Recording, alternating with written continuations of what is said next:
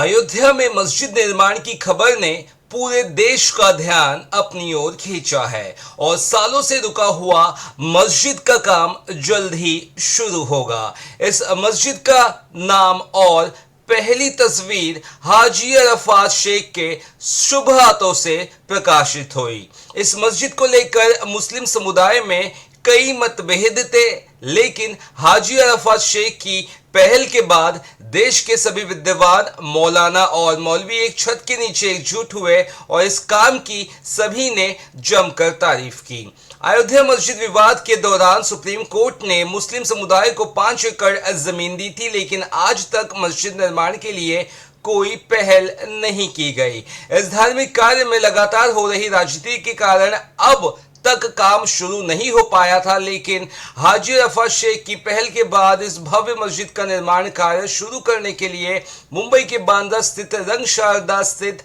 मुस्लिम उलेमा परिषद में मस्जिद की पहली झलक देश और दुनिया के सामने पेश हुई। अयोध्या के धनीपुर में मस्जिद के निर्माण के लिए पहली ईंट मुंबई शहर से ही ली जाएगी।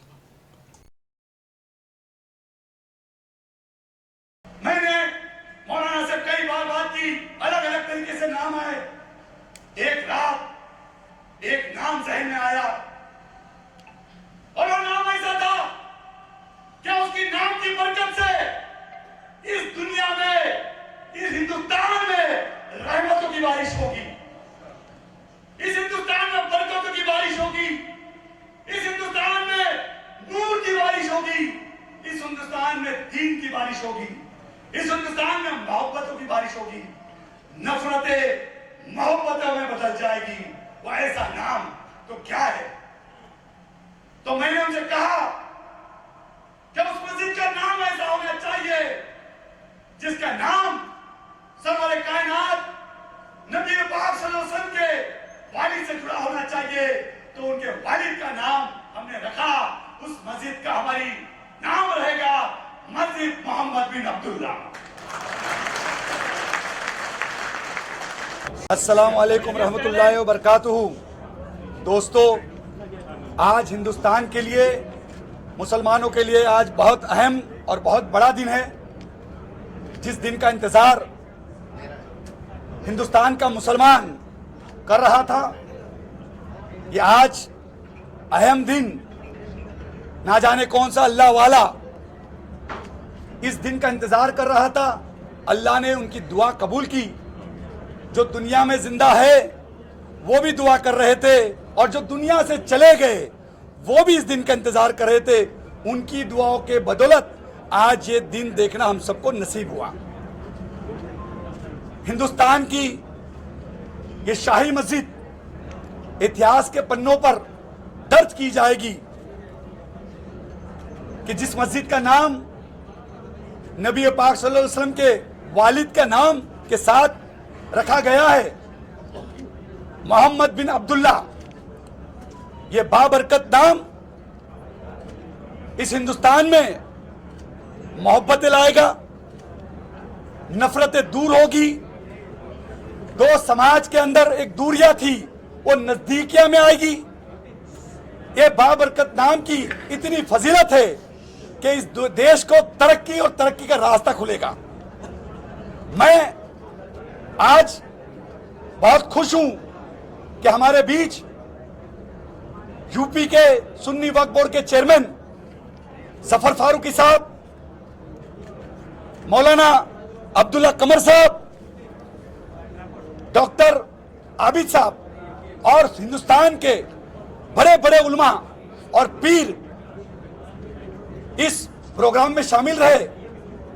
उन्होंने दुआओं से इस हाजी अरफात शेख को नवाजा और सभी लोगों ने एक आवाज में लब्बैक किया कि पूरा हिंदुस्तान इसकी नींव रखने के लिए खड़ा रहेगा।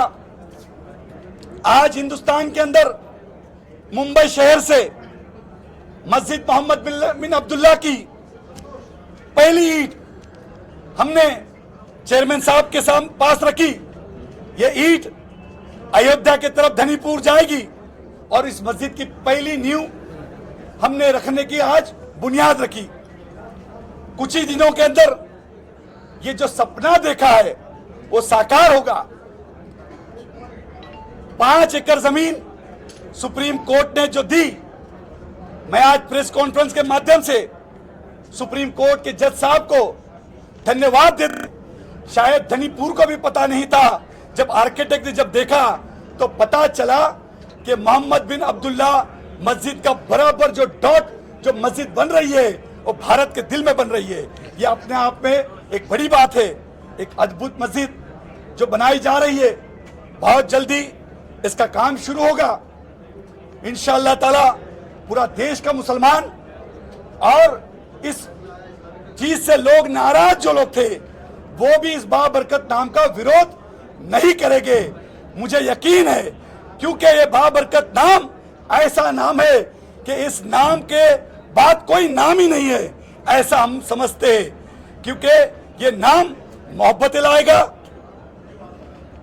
नूर लाएगा, बरकतें लाएगा, ये मैं समझता हूं। और अल्हम्दुलिल्लाह आज इसकी न्यू हमने शुरुआत की। इस मस्जिद का नाम, इस मस्जिद की पहली फोटो, इस मस्जिद की वीडियो, डिटेलिंग वीडियो, हर एक चीज का ख्याल रखा गया है। वहां एक कैंसर हॉस्पिटल बनाया जा रहा है और वो कैंसर हॉस्पिटल ऐसा होगा कि इसके बाद मुंबई शहर के अंदर कोई भी कैंसर के इलाज के लिए नहीं आएगा। उत्तर प्रदेश में उस इमदादिया हॉस्पिटल में फ्री ऑफ चार्ज में उस कैंसर पेशेंट का इलाज किया जाएगा और ये हॉस्पिटल सभी जाति धर्म के लिए मुफ्त में इलाज करेगा। ये आपने वकाड़ के ओनर खुद खुराकी वाला ने, हुजैफा भाई ने कहा, तो ये अपने आप में एक बड़ी बात है। ये एक पहली पहल। अब इसके बाद कॉलेज के लिए भी ऐसे इंसान को चुना जाएगा जो हिंदुस्तान में एक नाम रखता है, एक वजूद रखता है। हम ऐसे इंसान को वो सारी चीजें जाके देंगे ताकि आने वाले कल के अंदर नस्लें याद रखेंगे। ये सारा काम हमारे चेयरमैन फारूकी साहब, सुन्नी वक्फ बोर्ड इंडिया यूपी के हाथों किया जाएगा। इसकी शुरुआत हमने की। ये हाजी अराफत शेख इसके बाद सऊदी अरब का सफर करेगा, अल्लाह के घर जाएंगे, नबी के घर जाएंगे। उसके बाद हजारों की संख्या के अंदर ये हाजी अराफत शेख अयोध्या की तरफ मुंबई से कम 10,000 से ज्यादा लोग अयोध्या में ये ईद पहुंचाने के लिए वहां पे आएंगे और इंशाअल्लाह ताला उसका काम बाबरकत तरीके से, अच्छे तरीके से शुरुआत किया जाएगा इंशाअल्लाह। मैं यहाँ पर अपने भाषण में भी कहा कि मैं एज अ मुस्लिम यहाँ पे आया हूँ। पार्टी तो बिल्कुल होती है सबकी अपनी अपनी, हर कोई अपने अपने पार्टी से ताल्लुक रखता है, लेकिन मैं पार्टी का नेता बाद में हूँ, पहले मुसलमान हूँ और मुसलमान की हैसियत से मैं यहाँ पे आया हूँ। एक सलामती पीर रहमतुल्लाह अलैह का सज्जादा बोलकर यहाँ आया हूँ। जो सरकार से जरूरत लगेगी हम इंशाअल्लाह ताला सरकार को रिक्वेस्ट करके, विनती करके, क्योंकि इतना बड़ा प्रोजेक्ट है, इस प्रोजेक्ट के अंदर हमको सरकार की पैसों की मदद नहीं चाहिए, पर उसके अंदर हॉस्पिटल है, कॉलेज है, गार्डन है, ये सारी चीजें करने के लिए वो जगह छोटी कम पड़ती है। इसीलिए हम अपने पैसे से जगह खरीद कर वहां पे ये सारा इरादा पूरा खड़ा करेंगे। उसमें जो जरूरत लगेगी तो हमारे वक्फ बोर्ड के चेयरमैन इंशाअल्लाह ताला उसके अंदर सरकार से बात करके जो जो करना है वो बिल्कुल कराएंगे। मैं आज के आगे कहूंगा कि ये सारी चीज जितनी भी जमीनें ले जाएगी वो सिर्फ और लेने के बाद किसी की एक मिल्कियत नहीं होगी, वो वक्फ बोर्ड से इनके पास, इनकी ट्रस्ट में जो सुप्रीम कोर्ट ने जो ट्रस्ट भी दी है, वक्फ बोर्ड के ताबे में ही वो सारी चीज दी जाएगी। वो इंशाअल्लाह ताला जरूर वक्त आने पे बताया जाएगा। उसके लिए बड़े बड़े आर्किटेक्ट, बहुत सारे लोग, अब अलग अलग चीजें होगी और बहुत सारी चीजें होगी, उसमें क्या क्या और लाना है, हर वो चीज का हम पूरी तरीके से ख्याल रखेंगे कि बेस्ट से बेस्ट तरीके।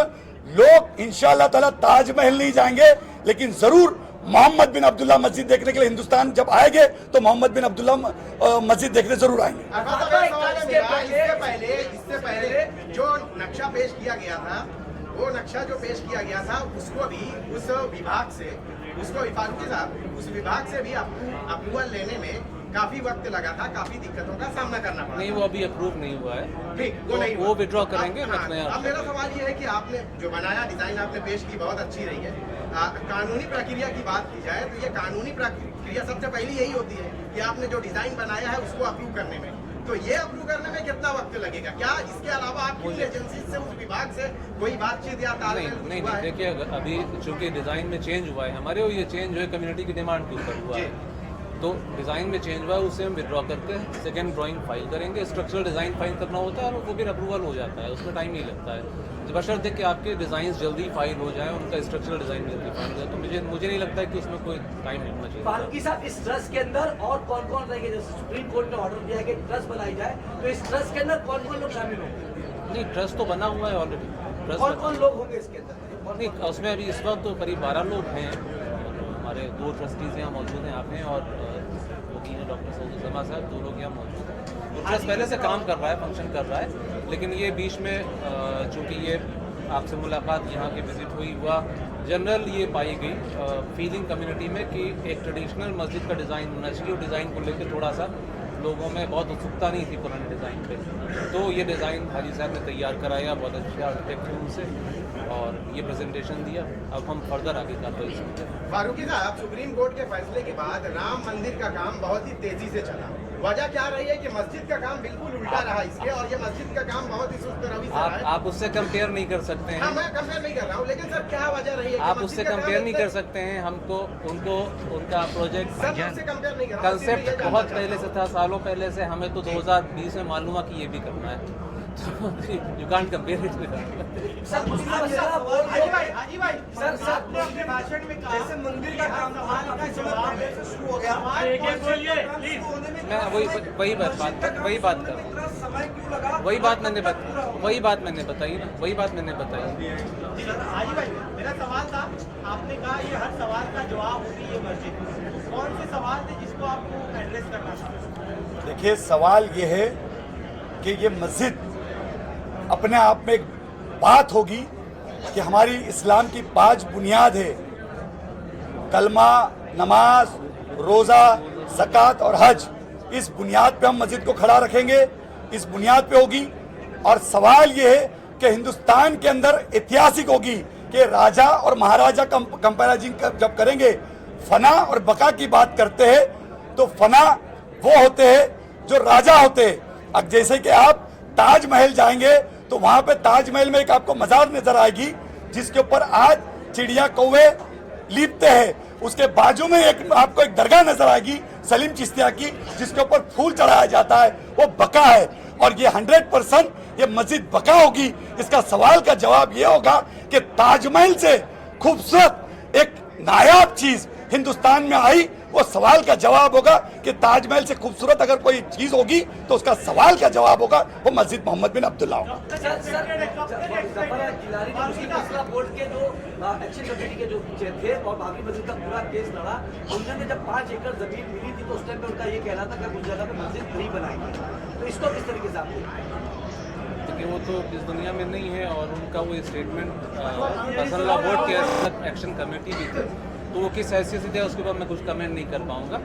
तो अब साफ तौर पे ये कहना था कि मस्जिद के बदले मस्जिद नहीं ली जा सकती, क्योंकि ये शरई कानून में ये नई चीज नहीं आती कि चाहे मस्जिद तामीर है उसके बदले में कोई अब मस्जिद ये आप उनसे ये पूछें। शरीयत के खिलाफ, ये शरीयत के खिलाफ है। नहीं, मैं नहीं समझता हूँ, मेरी अच्छा अंडरस्टैंडिंग हाजी साहब, आप ये कहना चाह रहे हैं अयोध्या में जो राम मंदिर बन रहा है उससे भी भव्य, उससे भी बहुत बड़ी मस्जिद का काम हिंदुस्तान में होगा, ये कहना चाह रहे हैं? बिल्कुल ऐसा कुछ भी नहीं है। हर एक धर्म अपनी एक बात रखता है। मेरा धर्म ये सिखाता है हर एक मज़हब की इज्जत करना, तो कभी भी किसी भी चीज़ से कंपेयर किसी ने भी करना नहीं चाहिए।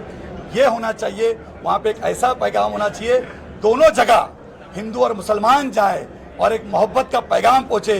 अगर राम मंदिर जो लेक देखने जब कोई जाए तो ज़रूर मोहम्मद बिन अब्दुल्ला मस्जिद देखने के लिए वो वहाँ पे आए, तो इस तरीके से होगा। फिश एक्वेरियम होगा तो वहाँ पे हर धर्म का आदमी आके उस फिश एक्वेरियम को देख सकता है, हर एक चीज़ को देख सकता है। मेरा धर्म ये सिखाता है आपस में सबको गले लगाओ और गले लगा के मोहब्बतें बांटो, यही हम समझते। हम कभी भी किसी को अलग इस ये देश में हमारे पैगंबर ने और सरकार गरीब नवाज ने ये तरबियत हमको दी है। हाजी साहब, एक चीज मौलाना अब्दुल्ला कमर साहब यहाँ मौजूद हैं, शरई नुक्ते नजर से आप इसमें कोई रुकावट तो आपको नजर आती नहीं? जरा लॉक थोड़ा सा कहीं नहीं कोई रुकावट। हाजी साहब, दोनों काम के तरफ से कहीं ना कहीं कुछ लोग ऐसे भी होंगे जो इसका विरोध करना चाहेंगे, ऐसी ताकतों को आप कैसे रोक पाएंगे? मुझे लगता है कि इसमें कोई विरोध नहीं करेगा। ये बाबरकत नाम मोहब्बतें लाएगा। ये बाबरकत नाम 100 करोड़ हिंदू और 25 करोड़ मुसलमानों का आज वो किताब बंद होगी और ये नफरतें मोहब्बत में बदल जाएगी, मुझे ये यकीन है। क्योंकि आपने कहा कि वोकार्ड हॉस्पिटल जो है हिंदुस्तान में 5 हॉस्पिटल चलाता है और सबसे महंगा हॉस्पिटल है, प्राइवेट हॉस्पिटल है। आपने कहा कि अयोध्या के अंदर वोकार्ड का जो है वो हॉस्पिटल बनने जा रहा है, तो उससे आम लोगों को कितना फायदा होगा और क्या वोकार्ड हॉस्पिटल जो है वहाँ पर तामीर होने के बाद फ्री ऑफ कॉस्ट तमाम लोगों का जो है वो इलाज करेगा कि नहीं? इंशाअल्लाह ताला उसका पूरा ख्याल रखाएगा कि हॉस्पिटल, मैंने आपको कहा कि वकार्ड हॉस्पिटल में जो कैंसर हॉस्पिटल बनने जा रहा है वो इमदादिया फंड पे बनने जा रहा है। इमदादिया हॉस्पिटल होगा। उस हॉस्पिटल के गेट के अंदर जो घुसेगा उसको 2 रुपये फॉर्म का भी भरना नहीं पड़ेगा। इस तरीके का भी ख्याल रखा जाएगा। ये हॉस्पिटल हर एक चीज़ का, दवाई का, इलाज का और यहाँ तक के उसको टिफिन लाने की भी जरूरत नहीं पड़ेगी। इंशाअल्लाह ताला ये एक पैगाम लेके जाने के लिए, मैसेज देने के लिए ये करेंगे कि यही है मुसलमान। इस तरीके का मोहब्बत का पैगाम पहुंचाता है। दुखियों में गरीबों के साथ खड़े होने का नाम ही मुसलमान। यही ईमान की पहली अमानत और यही होगी तबलीग। इसलिए ये सारी चीजें हम इंशाअल्लाह ताला करेंगे। साहब, आप इसके फंडिंग के लिए किस तरीके से करेंगे? क्योंकि आप जानते हैं कि मस्जिद बनाने के लिए काफी ज्यादा फंड की जरूरत होगी, तो जो आपका ट्रस्ट है, आपकी संस्था है, तो इस फंडिंग के लिए आप सरकार से क्या मदद लेंगे? क्या सरकार से आपको कोई मदद मिली है या आप लोग खुद प्राइवेट? हम सिर्फ अल्लाह से मदद मांगेंगे और अल्लाह इसके ऊपर मदद करेगा और इंशाअल्लाह ताला दिलों को पलटने वाला अल्लाह है। जैसे कहते फस्कुरूनी अस्कुरकुम, कुरान की आयत है, तू मेरा जिक्र कर तो मैं तेरा जिक्र करूंगा, तू मेरी नाशुक्री न कर मैं तेरी चर्चा करूंगा। इंशाअल्लाह ताला उसकी चिंता आप ना करो। अल्लाह का घर अल्लाह ही बनाएगा। मेरी औकात एक ईंट देने की थी, हाजी अराफात शेख ने आज एक ईंट रखी। ऐसे हजारों हाजी अराफात, हजारों लाखों लोग जुड़ेंगे और इंशाअल्लाह ताला अल्लाह का घर जो बनाने के लिए हमने बुनियाद रखी उसके अंदर इंशाअल्लाह ताला बहुत जरूरी जल्दी कामयाबी मिलेगी। आपसे यूपी वक्फ बोर्ड जो है 5 एकड़ के अलावा अरफात साहब ने कहा कि और भी जमीन लगेगी, यूपी वक्फ बोर्ड जो है और जमीन मस्जिद को देने की तैयारी कर रही है। क्या आप लोग खरीदेंगे क्या वक्फ बोर्ड की तरफ से वो मिलेगी? नहीं, हम लोग खरीदने के उसमें खरीदेंगे इंशाअल्लाह। इस प्रोजेक्ट के लिए खाली हिंदुस्तान भर से ताउन लिया जाएगा कि पूरी दुनिया भर के लोग इसको सपोर्ट कर सकते हैं? हर हिंदुस्तान का मुसलमान दुनिया में कहीं पे भी है वो बिल्कुल अपने मस्जिद मोहम्मद बिन अब्दुल्ला को बिल्कुल डायरेक्ट तरीके से ताउन कर सकता है, कोई मसला नहीं। अस्सलाम वालेकुम।